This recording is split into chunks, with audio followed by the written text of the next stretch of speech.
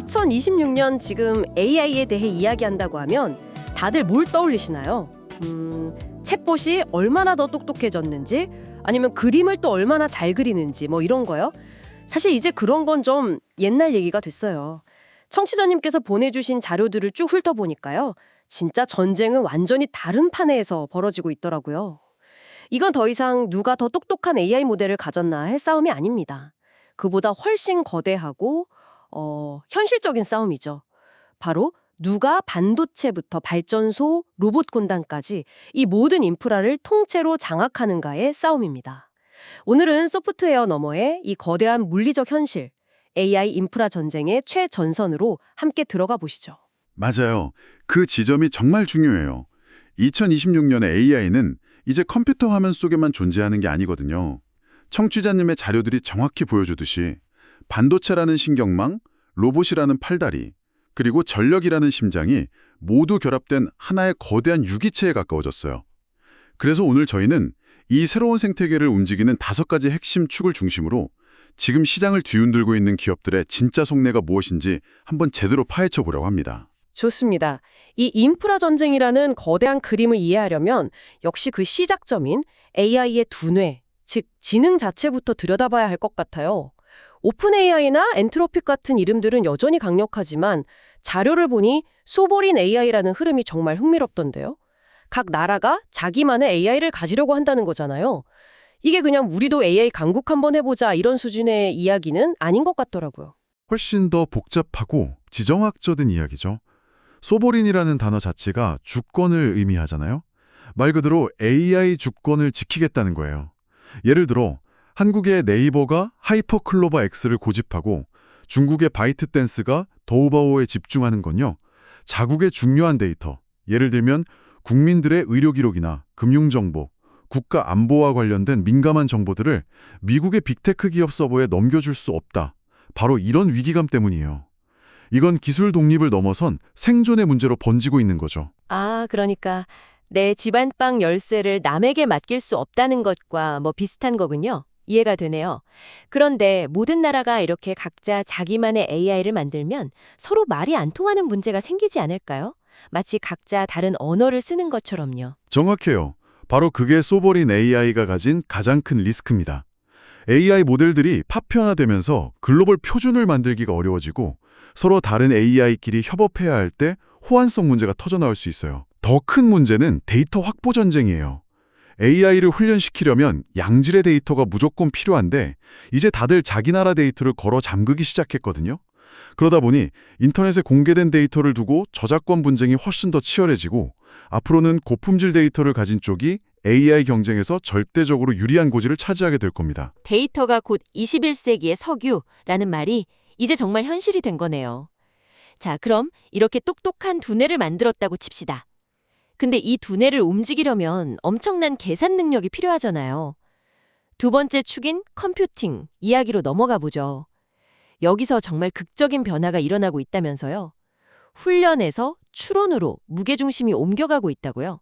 이게 무슨 뜻인가요? 이걸 쉽게 비유하자면 훈련은 아이에게 수년에 걸쳐 세상의 모든 지식을 가르치는 과정이고요. 추론은 그 아이가 자라서 우리가 던지는 질문에 즉각적으로 네, 그건 이겁니다 라고 대답하는 과정이에요. 지금까지는 AI를 똑똑하게 만드는 훈련에 천문학적인 돈과 자원이 들어갔죠. 그런데 이제 GPT-4 같은 초거대 모델들이 어느 정도 완성되니까 수십억 명의 사람들이 매일같이 이 AI에게 질문을 던지기 시작한 거예요. 아하, 그러니까 이제는 천재 한 명을 키우는 것보다 그 천재가 수십억 명의 질문에 동시에 그리고 아주 빠르게 대답하게 만드는 게 더 중요해졌다는 거군요. AI를 사용하는 단계의 비용과 속도가 핵심이 된 거네요. 바로 그거예요. 그 변화를 가장 상징적으로 보여주는 사건이 바로 엔비디아의 그록 인수죠. 엔비디아는 AI 훈련용 칩의 절대 강자였잖아요. 그런데 무려 200억 달러, 우리 돈으로 20조 원이 넘는 돈을 써서 추론 전문 칩 기술을 가진 그록을 샀다는 건 앞으로 진짜 돈이 되는 시장은 추론이라고 공개적으로 선언한 셈이에요. 동시에 TSMC가 2나노 칩 양산을 시작하고 삼성과 SK 하이닉스가 HBM4라는 차세대 메모리 경쟁에 불을 붙인 것도 다 이 폭발하는 출원 수요를 감당하기 위한 움직임이고요. 와, 200억 달러라니 시장의 패러다임이 바뀐다는 게 이런 거군요. 그런데 여기서도 리스크가 있겠죠. 이렇게 소수의 초격차 기업들에게 모든 걸 의존하게 되는 건 좀 불안한데요. 네, 자료에서도 그 점을 명확히 지적하고 있죠. 전 세계의 거의 모든 첨단 AI 칩이 TSMC나 삼성전자 같은 단 두세 곳의 파운드리에서 생산된다는 건 엄청난 지정학적 리스크예요. 만약 그 지역에 문제가 생기면 전 세계 AI 산업이 마비될 수도 있으니까요. 또 다른 병목은 이 어마어마한 칩들이 잡아먹는 전력량입니다. 이건 잠시 후에 더 자세히 이야기하겠지만 상상을 초월하는 수준이에요. 알겠습니다. 컴퓨팅 파워까지 갖췄다고 치죠. 그런데 이 모든 디지털 지능이 결국 현실 세계에서 무언가를 해야 의미가 있는 것 아닌가요? 자료를 보니 테슬라나 현대차 같은 기업들이 나오던데 이제 정말 공장에서 로봇이 사람처럼 일하는 시대가 온 건가요? 세 번째 축, 물리적 실행 단계로 들어가 보죠. 네, 2026년은 그야말로 로봇들이 연구실을 걸어나와 대규모로 현장에 투입되는 원년이라고 볼 수 있어요. 테슬라가 휴머노이드 로봇 옵티머스 젠3를 연간 100만 대나 생산하겠다고 발표한 건 정말 충격적인 소식이었죠. 이건 더 이상 시제품 몇 개를 보여주는 쇼가 아니라는 거예요.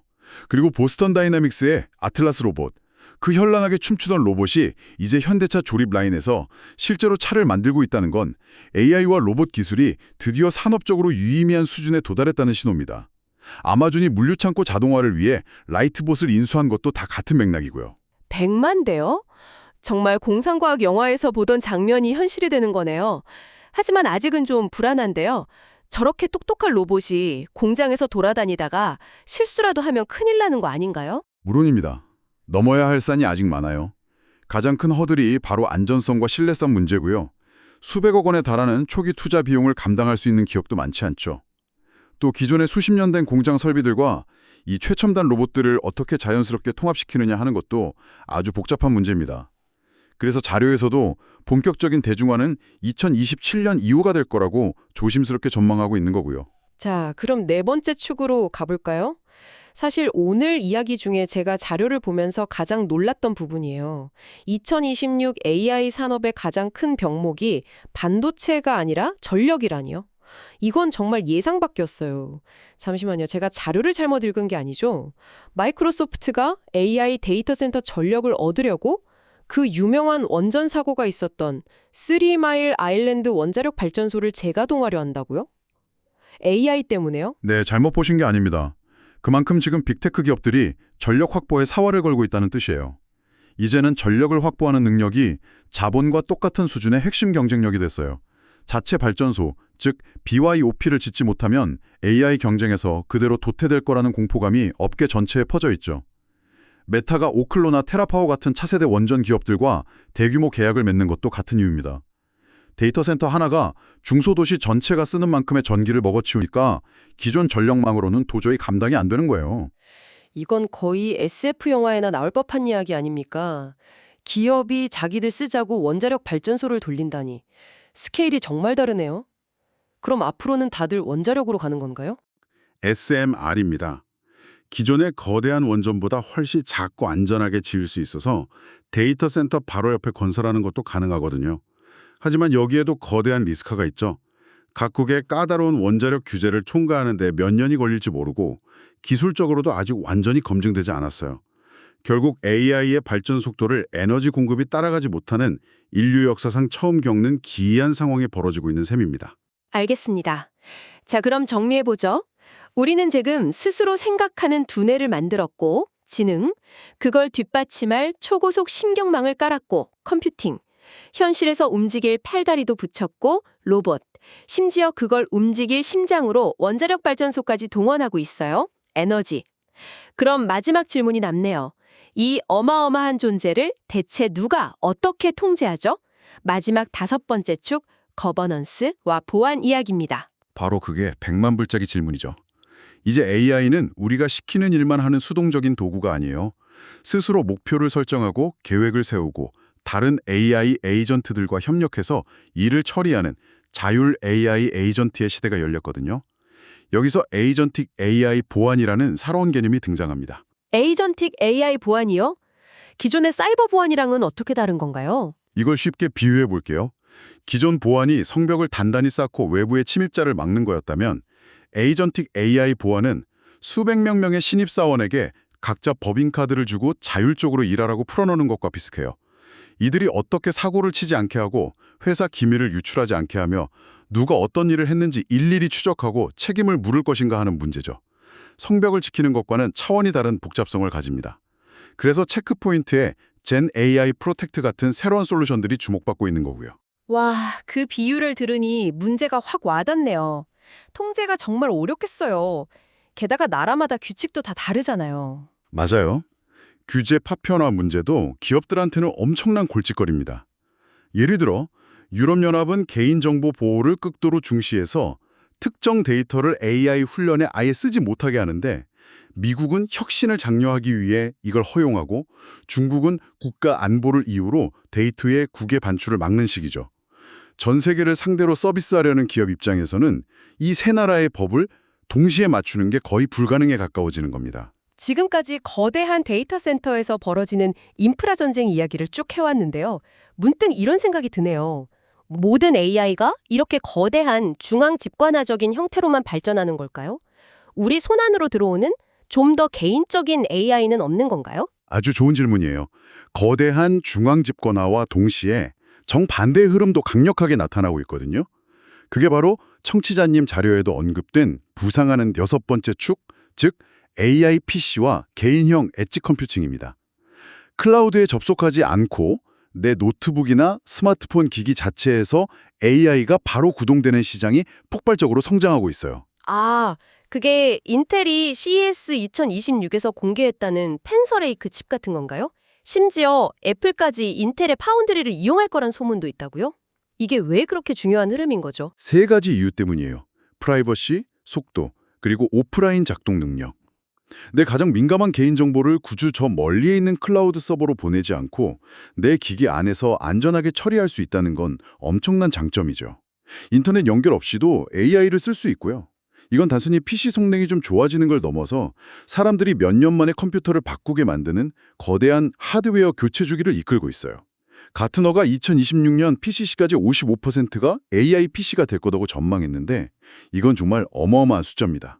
자, 그럼 이 모든 조각들을 한번 맞춰보죠. 오늘 우리가 분석한 자료들이 말하는 2026년 AI 산업의 진짜 모습은 뭘까요? 한 문장으로 정리한다면요? 결론은 명확합니다. AI 경쟁은 더 이상 모델의 성능 싸움이 아니라 누가 전체 인프라 스택을 가장 효율적으로 통합하고 수직 계열화하는가의 경쟁이라는 거죠. 수직 통합이요? 반도체부터 에너지, 로봇, 보안까지 모든 걸 한 회사가 다 하려고 한다는 거군요. 네, 오늘 나눈 이야기를 3가지로 요약해 볼 수 있겠네요. 첫째, 말씀하신 대로 수직 통합이 왕입니다. 오픈 AI가 추론칩 회사 세르브러스와 손을 잡고 마이크로소프트가 원자력 회사와 직접 계약하는 것처럼 이제는 이 모든 조각을 다 가진 기업이 시장을 지배할 겁니다. 둘째, 전력이 곧 자본입니다. 앞으로 AI 기업의 가치는 보유한 칩의 개수가 아니라 확보한 전력량, 킬로와트로 평가받게 될지도 몰라요. 마지막으로 에이전틱 AI 시대가 드디어 개막했습니다.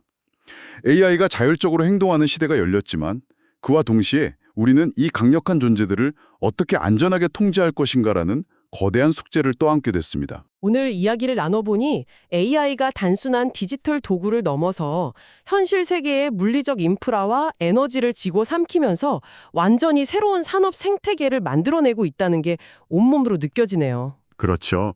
그래서 총투자님께 마지막으로 생각해 볼 질문을 하나 던지면서 마무리하고 싶어요. 오늘 우리가 살펴본 것처럼 거대 기술 기업들이 자체적으로 발전소를 짓고 로봇 군단을 운영하고 심지어 AI 통제를 위한 자체적인 보안 시스템과 거버넌스까지 만들고 있습니다. 그렇다면 이들은 과연 전통적인 국가 역할을 대체하는 새로운 형태의 AI 기반 기업 국가, 코퍼레이트 네이션스로 진화하게 될까요? AI 인프라를 장악한 기업이 미래의 주권 개념을 어떻게 바꾸어 놓을지 한번 깊이 고민해 보시면 흥미로울 것 같습니다.